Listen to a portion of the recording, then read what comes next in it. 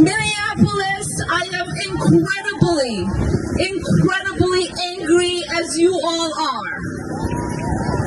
We have been visited by state-sanctioned violence that is currently occupying, terrorizing our neighborhoods.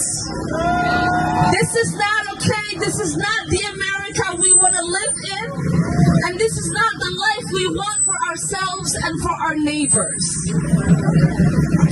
But in this state-sanctioned violence where they murdered a neighbor of ours in broad daylight, you all have refused to be afraid.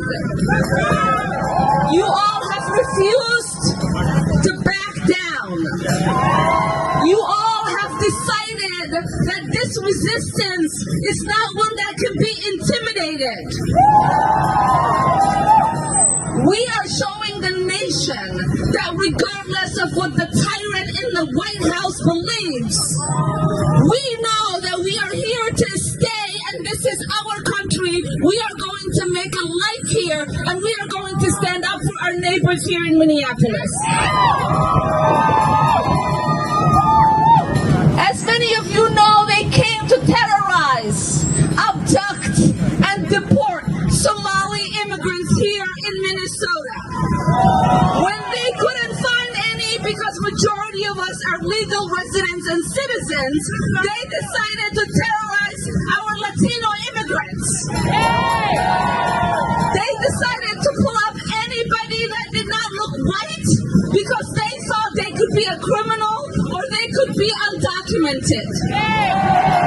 And we have responded with bravery. We have responded with bravery. We have responded with our neighbors showing up and saying, not on my watch.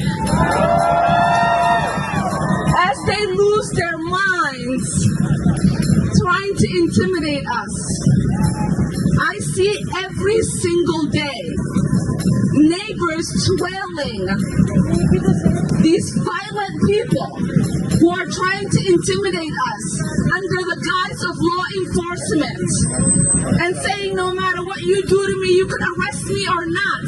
I am going to document your illegal actions. Because if there is no accountability today, there will be accountability tomorrow. If you think Trump is going to protect you today, he ain't going to protect you tomorrow. Our brothers and siblings that you are picking up, you are going to have to speak for your unspeakable crimes. They might have the House majority, they might have the Senate majority, they might have the House, the presidency today. But we live in a democracy. We are going to show all of them the door out. And we are going to make sure that these people pay for what they have done to us. I am going to leave you with this. I love this community. This community raised me as an immigrant. This community also sent me to Washington, D.C. as a refugee to represent you. I carry that proudly. I am not somebody people describe about the challenges you all are experiencing. I'm someone who has lived it. And what I tell you is this. What we are going through today is going to create a different kind of community for us. We are going to forge a different path forward. We are going to use every single lesson we are learning today to make sure no community gets terrorized like we are being terrorized by Trump and his cronies ever again. We are committed to this resistance. We are committed in building a community.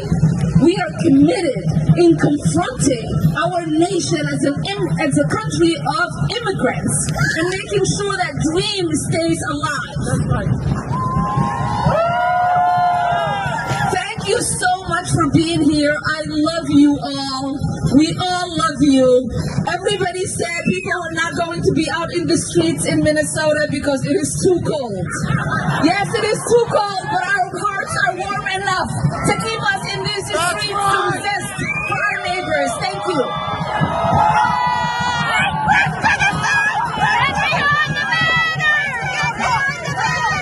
All right, everybody.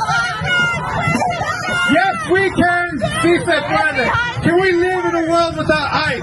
Sí se puede. Can we live in a country where we lead with love and not fear? Sí